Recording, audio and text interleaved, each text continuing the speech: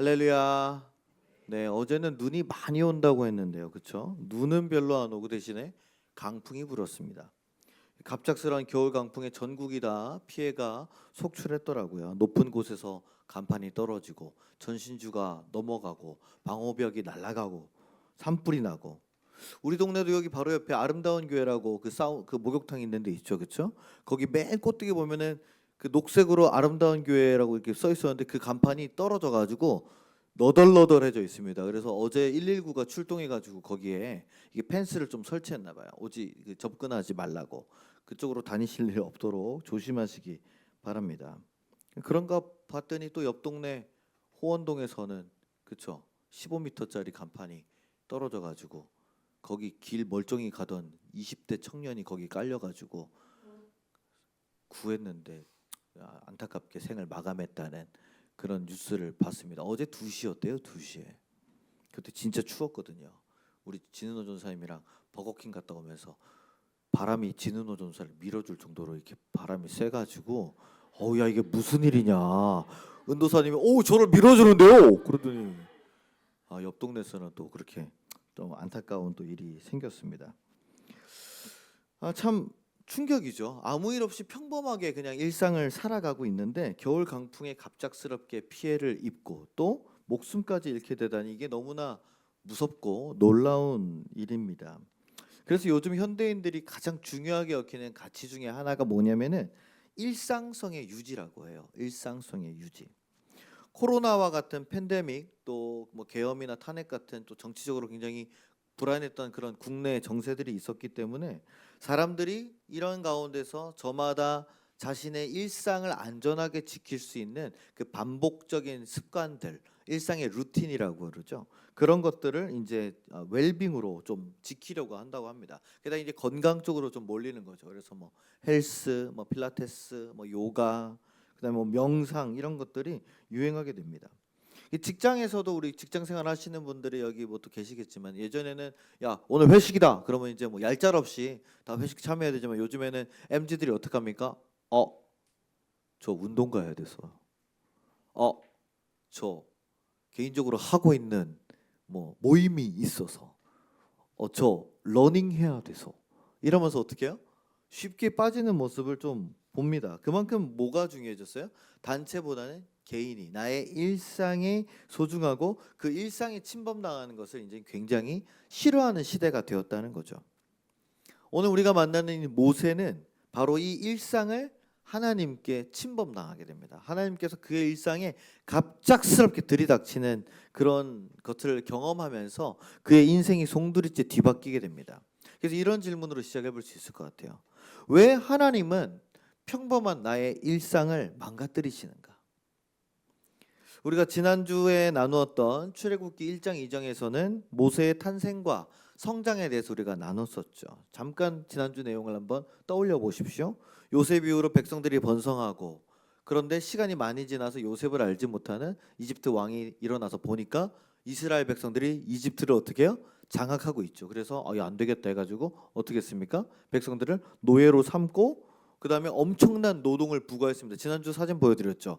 국고성, 뭐 비돔과 람셋을 건설하는 게 다 이집트 사람들은 하나도 안 했어요. 그죠? 누가 했습니까? 이스라엘 백성들과 같은 그런 노예들이 다 했습니다. 그래서 이렇게 하면은 다 좀 수가 줄겠지 했는데 줍니까 안 줍니까? 안 줍니다.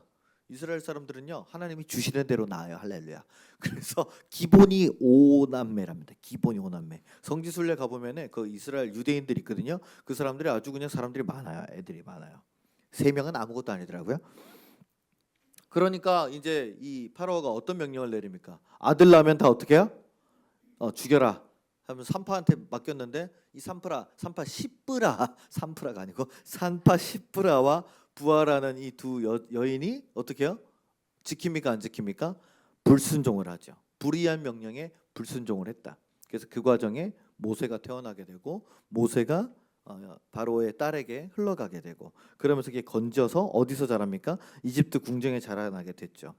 여기서 이제 두 가지 포인트가 있었습니다. 첫 번째는 이스라엘 백성들이 굉장히 오랜 시간 동안 430년 넘는 시간 동안 이 노예 생활을 했는데 거기에서 그 생활이 어떻게 됐다고요? 익숙하다 낯설다 익숙하다 그랬습니다. 그렇죠? 매일 반복되는 그 고된 노역임에도 불구하고 쿠데타를 일으키고 반란을 일으켜서 탈출할 생각을 하기보다는 불확실한 미래보다는 알고 있는 고통을 반복하는 게 그들은 더 좋았다는 거죠. 좋았다. 하여튼 익숙해졌다. 그래서 사람들은 불확실한 고통보다 확실한 고통을 택하는 연구 결과가 있었다고 제가 말씀드렸습니다. 그죠? 두 번째는 뭐예요? 우리가 이미 선택하고 있는 이 세상의 노예 속에 우리가 살고 있습니다. 우리는 스스로 세상의 노예가 되기로 자처하면서 살고 있는 중이에요.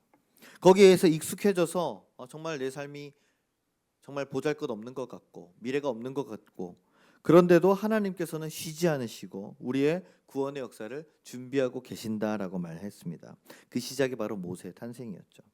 우리 눈에 보이지 않아도 귀에 들리지 않아도 이미 준비해 놓으신 이 모세라는 한 사람을 통해서 이스라엘 백성 전체가 출애굽하게 되었듯이 우리에게도 이미 예수 그리스도를 보내주셔서 우리가 십자가의 죽음과 부활을 경험하면서 구원을 우리가 받게 준비해 놓으셨다는 것이죠. 그래서 우리가 해야 될 것은 내가 세상의 노예가 아니다. 대신에 하나님의 자녀라는 그 정체성을 우리가 회복해야 한다고 해서 제가 지난주에 4가지를 함께 말씀을 드렸습니다. 그렇죠? 이제 오늘 말씀으로 한번 들어가 봅시다. 3장 들어가기 전에 2장 11절과 12절을 보면은요. 한 사건이 나옵니다.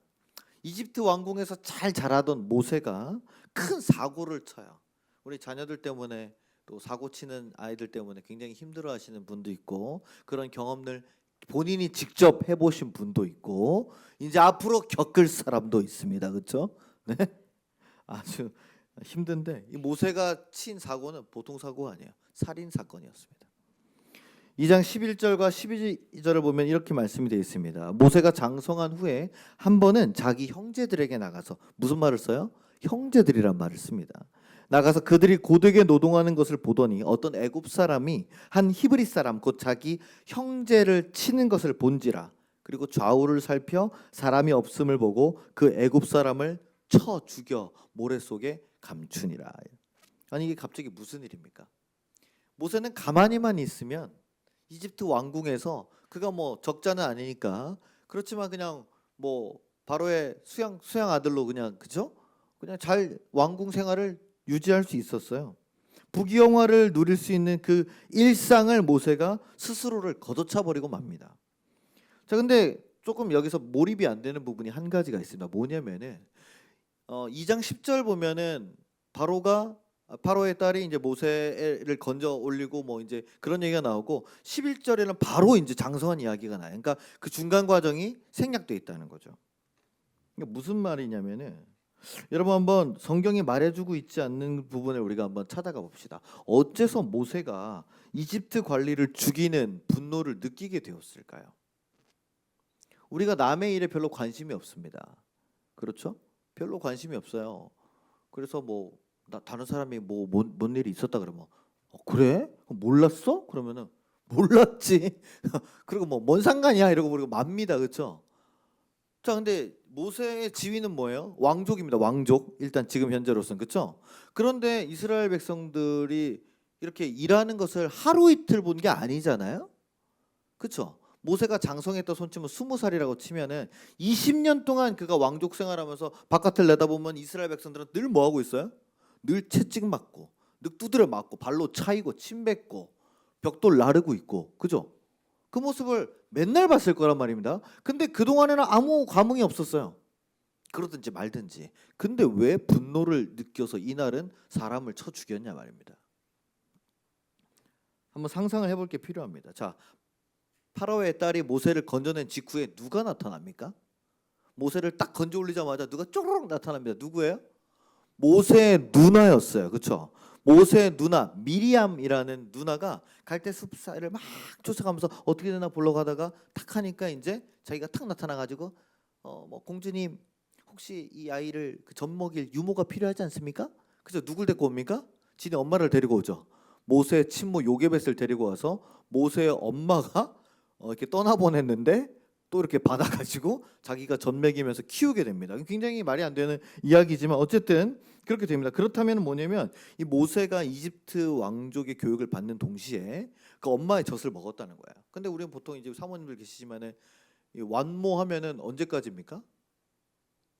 완모 우리 정인지 사모님 다 완모했는데 셋 다 완모했는데 보통 이 돌 좀 지나고까지도 애가 젖을 물고 안 놔주거든요. 그죠? 그 뭐 좀 길어야 한 2년이라고 칩시다. 2년. 그러면 이제 떨어져야 되잖아요. 그런데 아마도 그냥 생각을 해볼 때는 이 요게벳이 엄마가 얼마나 잘했겠어요, 자기 아들한테. 그죠? 그러니까 잘하고 파라오의 딸한테도 그 공주한테도 잘했겠죠. 그러면 파라오의 딸은 공식적인 업무가 많습니다. 그러면은 그럴 때 누가 봐줘야 돼요? 유모가 봐줘야 되는 거죠, 모세를. 그래서 아마도 모세가 장성할 때까지 그런 좋은 관계를 이 친모하고 계속 이어가지 않았을까, 그죠? 그러면 그 가운데서 엄마가 어느 날 모세에게 아무리 봐도 자기랑 닮았잖아요, 그죠? 이제 애들이 있으면 엄마 닮은 사람이 있고 아빠 닮은 사람이 있는데 어쨌든 모세가 이렇게 하다가 요게벳이 어느 시점에 분명히 그 비밀을 알려주지 않았을까? 네가 사실은 내 아들이다. 네가 사실은 이스라엘 사람이다. 이런 것들을 좀 알려주지 않았을까 한번 생각을 한번 해봅니다. 그래서 그러면서 요게벳이 이 모세에게 이스라엘의 역사와 하나님 신앙에 대해서 가르치지 않았을까? 유대인들은 누가 가르칩니까? 엄마, 모계 사회예요. 아빠는 뭐 맨날 나가가지고 그 토라나 외우고 그냥 탈무드만 짤짤 외우고 집안 생활을 안 해요, 인간들은. 네, 누가 합니까? 엄마가 다 키우는 거예요. 그러니까 모세가 이제 점점 자라면서 자기 안에 두 정체성이 싸우는 거죠. 이집트 왕족이라는 것과 이스라엘의 숨겨진 아들이라는 것. 두 가지가 이제 막 싸우는 겁니다. 그러니까 그런 것들이 충분히 인지되어 있는 상태에서 이제 그 백성들을 보았을 때 다르다라는 게 보여요. 한번 그 사진 한번 보여주시겠어요? 이집트 사람하고 이스라엘 사람이랑 다릅니다. 생긴 게. 이게 이제 이집트 피라미드에 그려져 있는 벽화를 요즘 스타일로 이렇게 재건한 거거든요. 맨 왼쪽에 있는 게 약간 그 적붉은 그런 색깔에 있는 사람이 누구예요? 이집트 사람.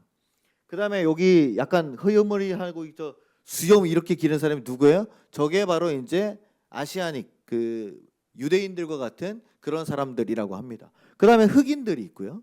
그다음에 저쪽에는 약간 리비안 족속이라고 약간 유럽 사람 같은 백인 족속이 있습니다. 그러니까 이미 몇천 년 전에도 이 이집트 사람들이 어떻게 한 거예요? 이렇게 한 거예요. 그다음에 정확하게 다른 게 있습니다.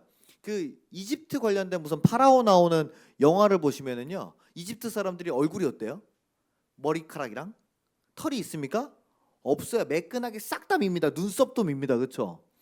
그 파라오만 여기 이렇게 네모나게 김 붙여 놓은 거 마냥 이렇게, 그죠? 맛김 하나 붙여 놓은 거 마냥 이렇게 좀 하나 수염이 있어요. 그렇죠?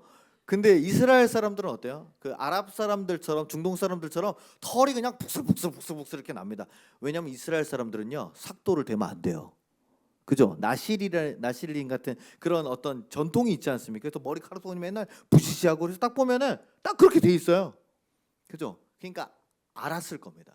모세는 아마 다 이렇게 면도를 해서 깨끗했겠지만 딱 봤을 때 피부색도 다르고 생김새도 내가 저쪽과 비슷하구나. 그런 것들이 계속 정체성이 들어오지 않았을까. 이 고고학적, 역사학적, 성서학적으로 접근한 연구의 결과입니다. 그죠? 그런데 늘 보던 일상에 어느 날 그냥 나갔더니 그날따라 마음이 흔들린 거예요. 그죠? 갑자기 그의 마음을 흔들어 놨습니다. 이집트 사람이 자기 동족을 치는 것을. 그래서 오늘 보니까 성경에는 뭐라 그럽니까? 모세가 이스라엘 백성을 보더니라고 하지 않고 뭐라고 썼습니까? 자기 형제들을 봤다라는 얘기를. 이미 자기가 이 백성들에 대해서 뭘 하고 있다는, 감정을 몰입시키고 있다는 거죠. 공감대가 이미 이제 서서히 많이 찼다는 얘기입니다. 그렇죠? 그래서 어떻게 하나요? 결국 살인을 저지르고 말았습니다. 근데 모세가 약간 바보 같은 면이 하나 있어요. 이집트 땅이 다 모래 사막이잖아요. 그 모래다 묻으면 어떻게 돼요? 바람이 이렇게 휙 불면은 이게 팔이 하나 나오는 거 아니에요? 이렇게, 그렇죠? 미라처럼. 그러니까 좀 나일강에다 던졌어야지. 완전 범죄하려면 거기다 던져놓으면은 악어들이 맛있다고 먹을 거 아니에요. 야, 오늘은 고기다 이러면서. 근데 그거를 왜 모래에다가 둬가지고 그 썩지도 않는 데다가 둬가지고 바로 하루 만에 발각된 거죠. 저희가 그 전에 성지순례 갔을 때 사막을 잠깐 걸어봤는데 바람이 부는 대로 모래 언덕이 여기 생겼다가 저기 생겼다가 바뀐다고 합니다. 그게 그러니까 이러한 것들이 이제 충격이 되죠. 그래서 이 사건으로 모세가 왕궁에서 지내던 그 일상이 어떻게 돼요? 박살이 납니다. 그죠? 그 다음 날 또 모세가 이렇게 나가서 보니까 이제는 자기가 구해줬던 그 이스라엘 사람들이 자기 둘이 또 싸우고 있어요. 그래서 내가 어제 구해줬는데 싸우면 어떡하냐 그랬더니 이 이스라엘 사람이 뭐라 그럽니까? 왜? 나도 죽이려고? 내가 다 봤어. 그러니까 이스라엘 사람들은 어쨌든 이 모세가 왼수죠. 왼수 중에 왼수 총사령관쯤 되는 거 아닙니까? 그러니까 도와줘도 고마운 줄 모르고 네 나도 죽이려고. 그러니까 모세가 깜짝 놀랐어. 얘 큰일 났다. 들켰다. 그래서 어떡합니까? 도망칩니다. 그죠? 어디로 도망칩니까? 광야로 도망치는 거예요. 미디안 광야. 보여주십시오. 아까 미디안 광야. 이집트에서 떠나서 왕궁 생활을 하던 모세가 미디안 광야로 왜? 파라오도 아마 이 모세를 계속 눈에 가시처럼 여겼을 거예요. 왜요? 자기 아들이 계속 주목받아야 되는데 자기 딸의 그죠? 의붓 아들인 거잖아요. 어디서 딱 봐도 이게 히브리 사람인데 어떻게 하질 못하고 이 자식 어떻게 죽이지? 그러고 있었는데 명분이 딱 잡힌 거죠. 그래서 보니까 파라오도 그를 죽이고자 하여 찾았다라고 합니다. 명분이 생겼으니까. 그러니까 자신이 자라온 이집트 왕궁을 떠나서 이제 도망자의 삶을 살게 되는 거죠. 그래서 미디안 광야에서 양떼를 치며 살던 미디안 족속을 만나게 됩니다. 이 미디안 족속이 누구냐면은 이스라엘 족속과 다릅니다. 에서와 야곱이 있었죠. 그렇죠? 지금 이 노예가 된 족속들은 누구 출신이냐? 야곱의 자손들입니다. 에서의 자손이 미디안 자손인 거예요. 미디안 족속. 나중에는 이 미디안이 굉장히 이스라엘을 괴롭히기도 해요. 어쨌든 거기서 자리 잡고 있었던 사람들이기 때문에 이 사람들은 이집트 노예와는 상관이 없는 사람들이었어요. 양떼를 치고 있는 이드로 르우엘이라고 불리는 사람에게 그 딸들과 만나가지고 또 거기서 눈이 맞았어. 야, 하여튼 전쟁 중에도 애는 태어난다고요. 도망은 갔어도 모세도 남자였다. 거기서 로맨스가 있었다. 어떤 로맨스였는지는 잘 모르겠지만 이렇게 양털 깎다가 좀 잡아주시겠어요? 그럼 또 이렇게 해주고 뭐 그러지 않았어요. 잃어버린 양에서 여기 갔어요. 하면서 좀 찾아주시겠어요? 모습을 딱 이어주고 어머 멋있다. 그러면서 이제 같이 좀 이렇게 눈이 맞지 않았을까? 그럼 로맨스가 있으면 재밌을 텐데. 이런 건 누가 좀 이렇게 드라마로 만들어 좀 재밌을 것 같은데 그렇죠? 성경적인 거를 해가지고. 그래서 이제 거기서 십보라라는 딸과 결혼해서 정착해서 살게 되는 거예요. 근데 한번 생각해 보십시오. 이집트 왕궁이라는 최고의 삶에서 미디안 광야라는 최저의 삶으로 쑥 떨어진 거예요. 근데 모세가 그 삶도 그렇게 싫지만은 않았나 봐요. 오늘 읽은 3장 1절을 보면은 이제 장인의 양떼를 그가 치면서 살았다라고 합니다. 뭐 다른 딸들도 있으니까 그 딸들도 결혼을 했겠죠. 당연히 이때는 뭐 17살 18살이면 다 시집 갔으니까. 근데 누가 장인의 양떼를 감독합니까? 모세가. 역시 이집트 왕족 출신. 잘했겠죠. 왕족이 돼가지고 어쨌든 그렇게 하는데 시간도 지나고 도망자의 삶이 익숙해졌고 거기서 결혼도 하고 자녀도 낳고 나름 인정도 받아서 열심히 살려고 노력한 거예요. 여러분 이런 말 들어보셨는지 모르겠습니다. 사람은 적응의 동물이다. 들어보셨어요? 이 누가 한 말인 줄 아십니까 혹시? 진화론자인 찰스 다윈이 한 말입니다. 찰스 다윈이 이제 우리 교회 안에서 창조론이냐 진화론이냐 할 때 항상 왼수처럼 취급받는 사람인데 굉장히 그래도 훌륭한 분이죠. 그렇죠? 인류 업적사에. 저에게는 물어보지 마십시오. 노코멘트 하겠습니다. 저는. 찰스 다윈이 뭐라고 그랬냐면 그의 생존 이론에서 가장 강한 자가 살아남는 것이 아니다. 가장 적응을 잘하는 자가 살아남는다 해서 이제 사람은 적응의 동물이다라는 말이 여기서 나왔다고 합니다. 우리도 적응을 꽤 잘하죠. 그죠? 지금 예배가 바뀐 지 2주밖에 안 됐는데 적응을 잘하시네요. 그렇죠? 네, 지각률이 현저히 줄었습니다. 할렐루야. 조금만 더 노력하시기 바랍니다. 우리가 어떻게든 살아야 되기 때문에 어떻게든 돈을 벌어야 되기 때문에 어떻게든 가족을 먹어 살려야 되기 때문에 아무리 힘들고 춥고 어렵고 괴로워도요 그 삶에 강제로 나를 우겨 넣어서 적응시켜 버립니다. 그렇죠? 어떻게든 생존하는 돌파구를 찾고야 마는 게 사람이라고요. 그래서 모든 생물들이 막 이렇게 멸종되고 죽어도 누구는 안 죽습니까? 우리는 안 죽습니다. 핵 전쟁이 일어나도 안 죽는다잖아요. 네, 그 터미네이터 같은 거 보세요. 끝까지 살아남아서 기계 다 때려 부시잖아요. 그죠? 우리도 올해 예배의 변화를 주었고 적응하는 중입니다. 근데 하나님은요, 가까스로 적응하고 안정적으로 살아가는 모세의 일상에 또 들이닥치세요.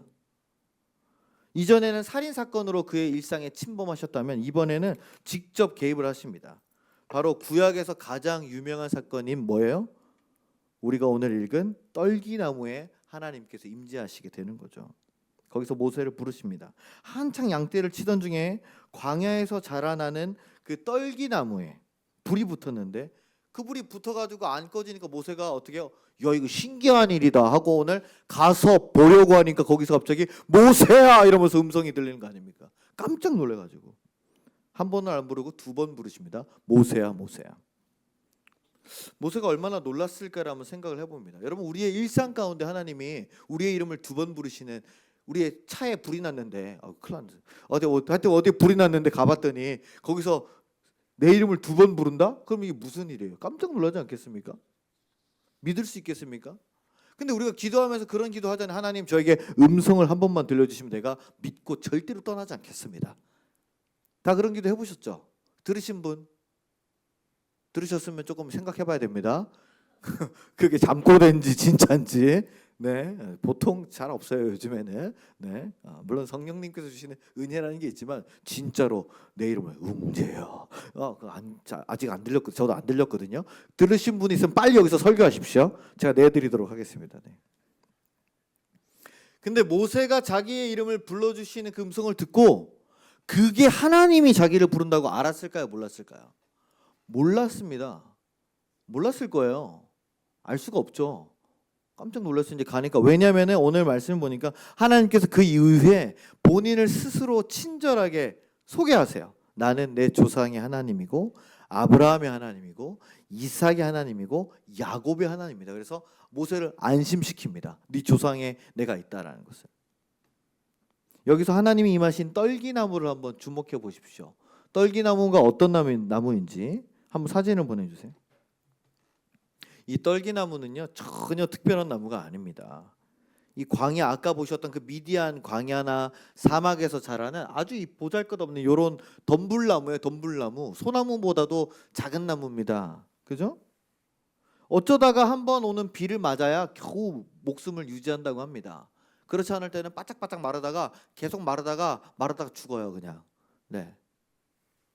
그래서 이 떨기나무의 이름이 히브리어로 세네라고 합니다. 우리 한국말로는 세다 같지만은 히브리어로는 아주 연약하다라는 뜻이에요. 세네. 여러분 한번 생각을 해보세요. 하나님이 임재하신다 그러면 어떤 모양으로 임재하셔야겠습니까? 네, 천둥의 신 토르 마냥 그냥 막 하늘 막 우르릉 꽝꽝 하면서 번개가 팍 치고 거기에 이제 고강 하면서 빛이 쫙 하면서 막 바람이 휘잉휘잉 불고 구키야 이러면서 나타나요. 오 하나님 이러면서 이제 무릎을 꿇고 거기 위험에 압도당하지 않겠습니까? 아니 하나님이라면 그 정도 돼야 되는 거 아니에요? 그런데 오늘 보십시오. 하나님 어디에 임하십니까? 그냥 떨기나무에 불이 호로록 붙은 거예요.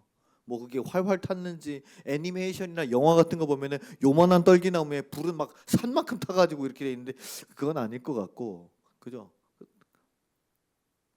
그러니까 또 보십시오. 지금 모세가 하나님을 만나는 장면 가운데 다른 사람이 있습니까?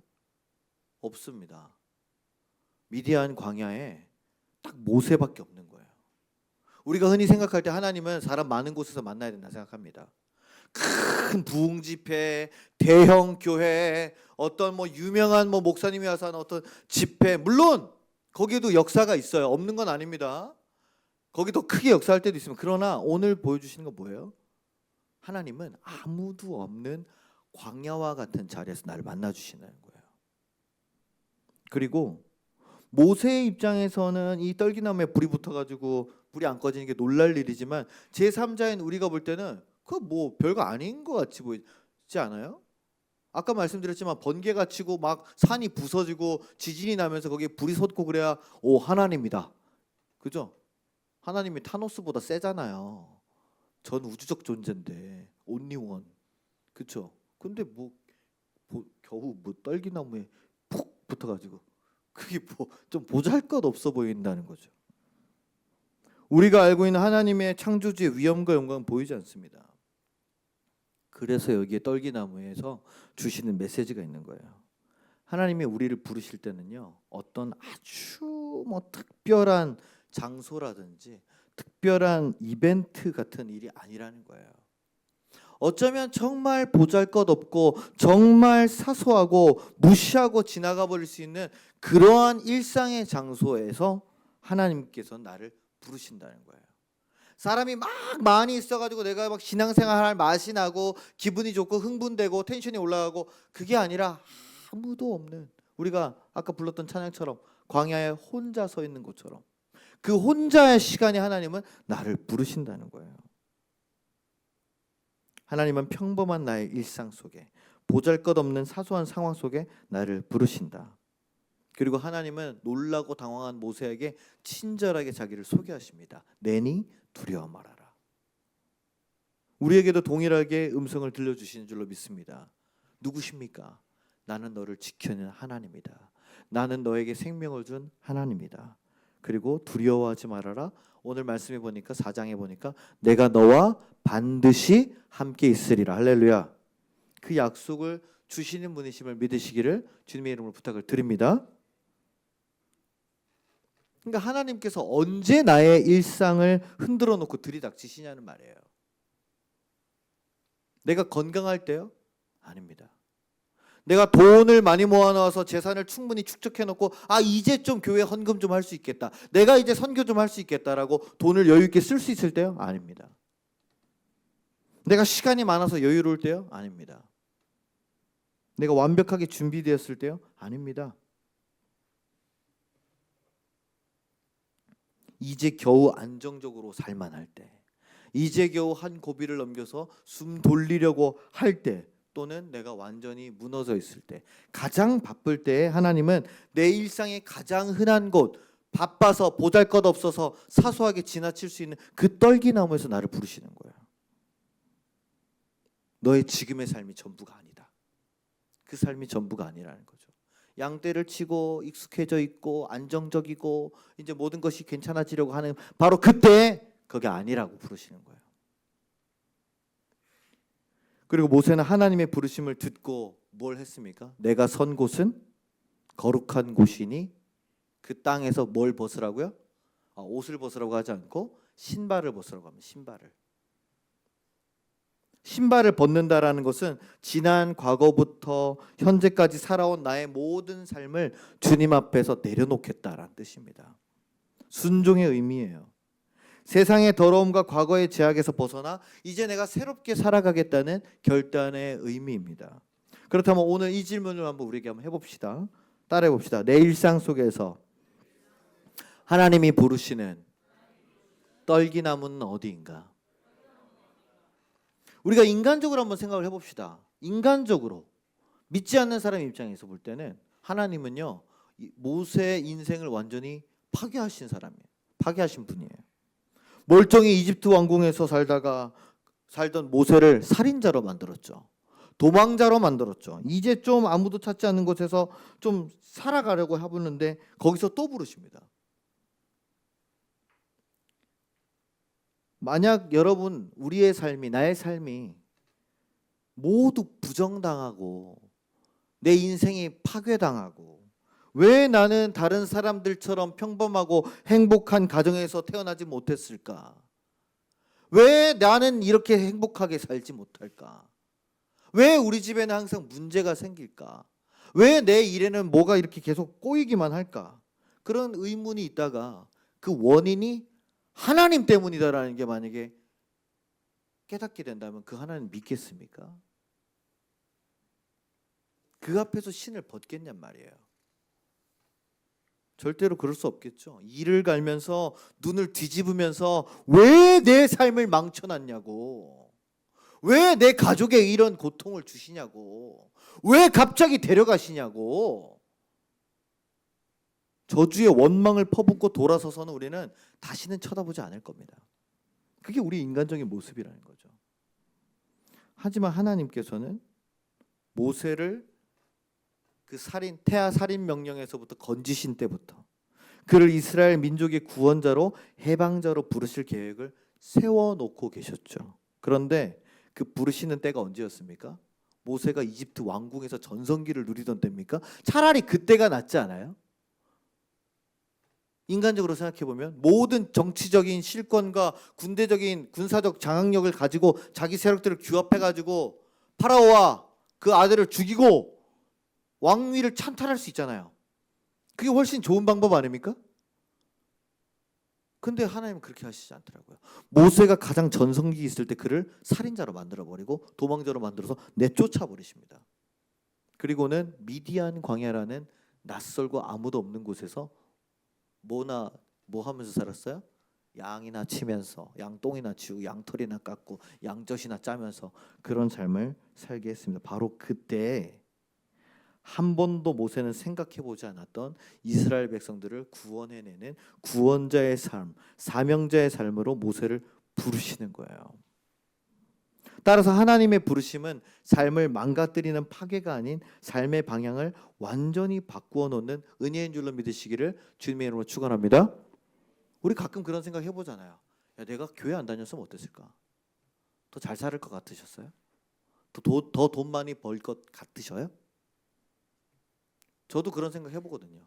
내가 만약에 신학교를 다니다 때려쳤으면, 이제 우리 신학교를 갈 사람도 여기 있지만은, 가다가 때려쳐본 사람도 여기 있지만은, 때려쳤으면 제가 어떻게 됐을까요? 제가 어떤 삶을 살고 있을까요? 잘 모르겠어요. 저는 굉장히 태생이 이기적이고 계산적인 사람이라 남을 위해서 뭔가를 이렇게 희생하고 헌신하고 섬기는 거를 아주 싫어하는 사람입니다. 목사가 돼서 이렇게 사는 거예요. 할렐루야. 그러니까 저를 보시면서 위로 받으셔야 돼요. 네, 여러분 다행히 여러분 제가 중고등학교 때의 모습을 못 보셔서 그래요. 진짜 저희 어머니가 혀를 차신다니까요. 하나님 살아계시다고 늘 고백하시잖아요. 그러니까 하나님의 부르심이 어떻습니까? 언뜻 보면 일상을 들이닥쳐서 그 삶을 다 망가뜨리고 파괴시키는 것 같지만 아니라는 거예요. 그 삶의 방향을 바꾸어 주신 줄로 믿습니다. 그의 눈의 시각을 바꾸어 주신 줄로 믿습니다. 나의 삶의 발걸음이 전혀 다른 방향으로 가더라도 그 길이 복된 길임을 여러분 믿으시기를 주님의 이름으로 부탁을 드립니다. 그런데 우리는 인간이죠. 불안해요. 모세도 불안합니다. 아니 갑자기 평생 한 번도 안 나타나시다가 그죠? 팽팽 자기가 젊을 때 이집트 왕궁에 있을 때는 하나님께서 안 나타나시다. 그때 엄마한테만 이렇게 듣던 얘기를 듣다가 이제 와서 자기 이제 백발이 성성한 할아버지가 돼가지고 80세라고 하잖아요. 80세 그죠? 아니 80년 만에 나타나셔서 네가 이제 가야 된다. 그러니까 예? 제가요? 그러면 이제 우리 같으면 지금 이렇게 녹취를 좀 따든지 영상을 좀 찍어 놓든지 갖고 오세요. 봐라. 근데 요새 AI가 워낙 발달해가지고 그렇죠. 그 지난 크리스마스 때 보니까 애기들한테 속이려고 막 산타 할아버지가 와가지고 애기 머리 이렇게 막 쓰다듬어주고 우리 이은혜 사모님 열심히 만드셨잖아요, 그렇죠? 네, 그 옆에 루돌프도 왔다 가고 이제 그 영상을 막 보여줬는데 애가 딱 그걸 보면서 AI네? 네, 물론 아직 하별이는 믿을 것 같지만은. 조금만 한 4-5살만 돼도 AI라고 믿어주질 않아요. 요즘에 그렇게 정교하게 잘 만드는데도 그렇죠.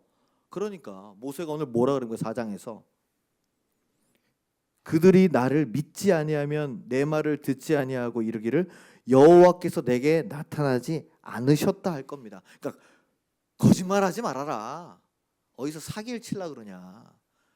그죠? 속된 말로 구라치지 말아라. 예? 이스라엘 백성들이 그렇게 얘기할 거라는 거 아니에요.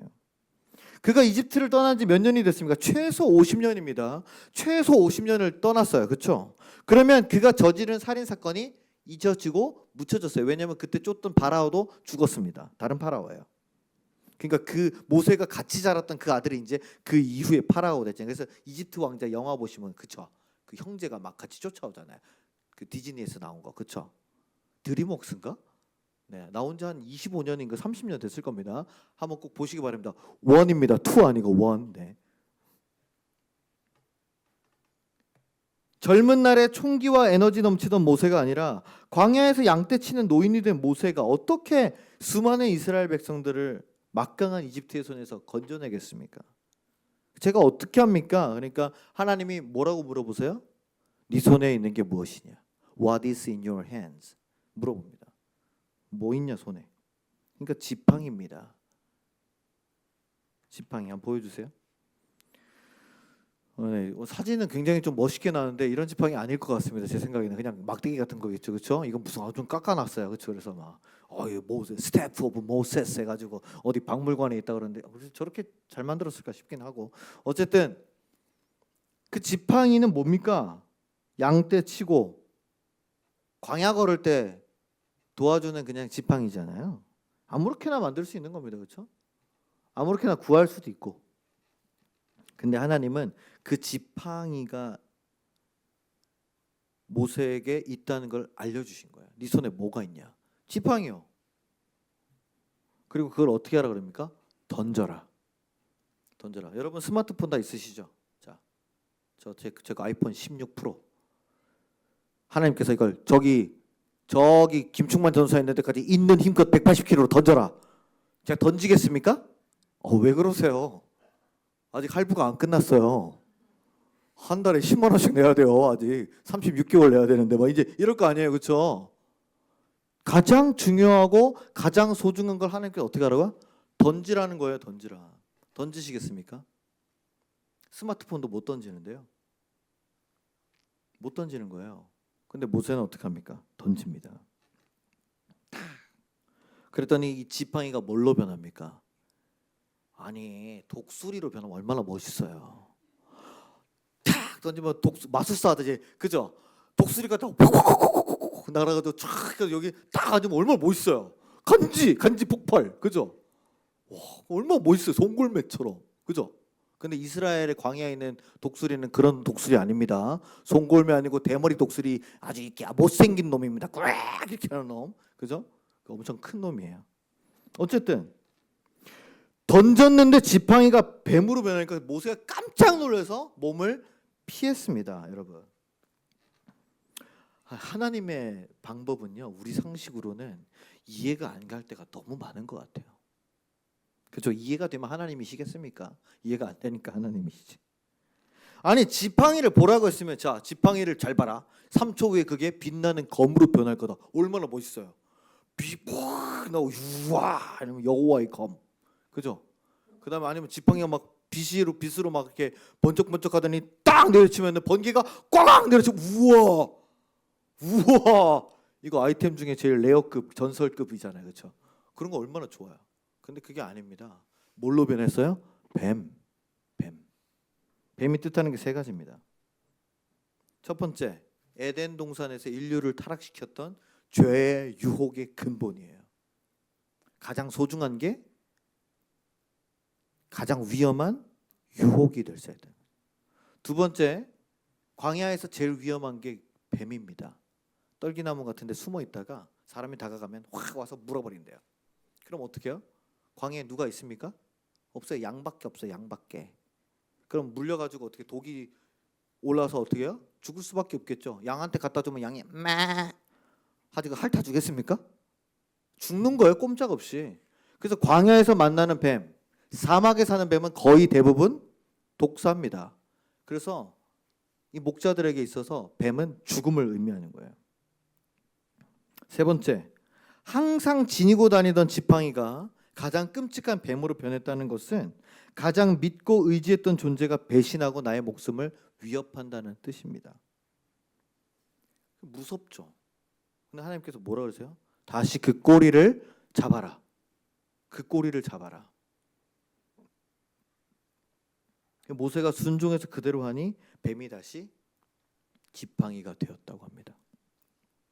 사랑하는 성도 여러분, 한번 생각해 봅시다. 지금 내 삶에 겨우 의지할 것이라고는 이 지팡이 하나뿐인 거예요.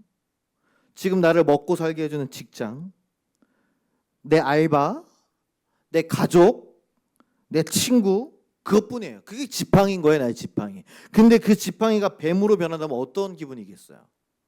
내가 그 지팡이만 의지하고 있는데 그것마저 나를 배신하고 나를 위협하고 나를 유혹하고 나를 넘어지게 하고 힘들게 만든다? 다시 붙잡을 용기가 있겠습니까? 안 잡을 것 같은데요. 손절치고 버리고 말죠. 아니 하나님 어쩌면 이렇게까지 하세요? 도대체 어디까지 저를 몰아붙이셔야 직성이 풀리시는 겁니까? 아니 하나님 믿으면 모든 게 다 잘 풀리고 잘 살게 되고 행복함으로 얼굴이 가득해져야 되는 거 아닙니까? 그래야 다른 사람이 행복한 나를 보고 주님을 더 믿을 거 아닙니까? 이런 식입니까? 저 그럼 그만하겠습니다. 신앙생활. 청년들이 자주 쓰는 스레드라는 게 있어요. 스레드. 페이스북을 넘어서 이제 인스타를 지나가서 스레드라고 아주 그냥 글만 쓰는 게 있습니다. 거기 보면은 나는 이제 교회를 탈출한다. 나를 그동안 모태신앙으로 뭐 올가매었던 교회 이제는 안녕이다.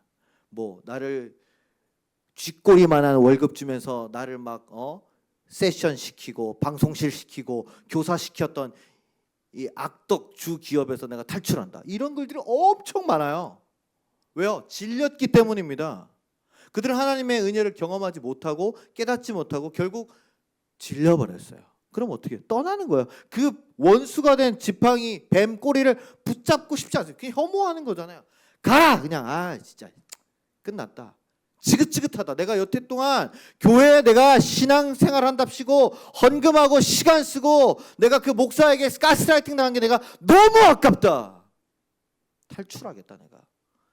출애굽이 아니라 출교회. 출교하겠다. 그리고 돌아서 버립니다. 하나님의 명령에 순종하는 것이 아니라 더 납득되지 않고 짜증나고 화가 날 겁니다. 그게 당연한 우리의 본성이죠. 근데 모세는 달랐습니다. 하나님의 말씀에 순종해서 용기를 내서 뱀꼬리를 잡습니다. 그러자 그 무서운 뱀이 다시 나를 지켜주는 지팡이로 변하게 되었어요. 할렐루야. 사랑하는 하나님 성도 여러분, 오늘 우리가 두 가지를 기억해야겠습니다. 스크린에 띄워주십시오. 첫 번째는 뭐냐? 한번 읽어봅시다. 시작. 하나님이 나를 부르시는 떨기나무는 어디인가? 두 번째, 지금 내 손에 있는 것이 무엇인가? 하나님은 멀리 계시는 게 아닙니다. 특별한 때에만 임하시는 게 아니에요. 침묵하고 계시지도 않습니다. 내가 늘 왔다 갔다 하는 일상의 아주 사소한 보잘것없는 떨기나무 같은 그런 모먼트 속에서 거기서 나를 부르시고 계시는 거예요. 못 들을 수 있습니다. 못 볼 수 있습니다. 지나칠 수 있습니다. 세상의 수많은 소음과 내 내면의 잡다한 생각의 소용돌이들이 미세하게 나를 부르시는 그 음성을 듣기 위해서는 굉장히 예민하게 내가 집중해야 되는 거예요. 지금은. 그래서 우리가 예배로 나오는 줄로 믿습니다. 그래야만 내 영적인 청각이 예민해져서 들을 수 있고 여러분 들어야만 깨달을 수 있는 거예요.